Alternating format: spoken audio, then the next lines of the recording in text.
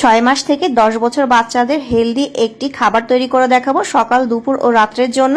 তো এখানে আমি 1 টেবিল চামচ ভাতের চাল, 2 টেবিল চামচ পোলাওর চাল দিয়ে খুব ভালো করে ধুয়ে নিলাম। এখন হচ্ছে এখানে আমি একটি আলু গ্রেট করে দিয়ে দিচ্ছি, তারপরে একটি গাজর গ্রেট করে দিয়ে দিয়েছি।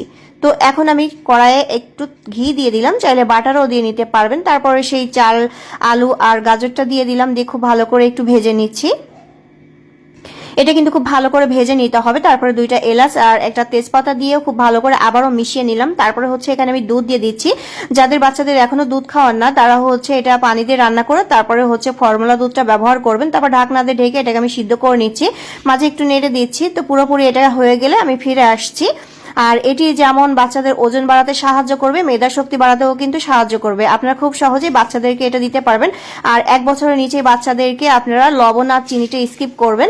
তো এটা আমার হয়ে গেছে, এখন আমি উঠিয়ে নিচ্ছি। আমি আমার ছেলে মেয়েদের কিন্তু এভাবে খাবার দিয়ে থাকি, চাইলে আপনারাও 6 মাস থেকে 10 বছরের বাচ্চাদেরকে এভাবে রান্না করে খাওয়াতে পারবেন।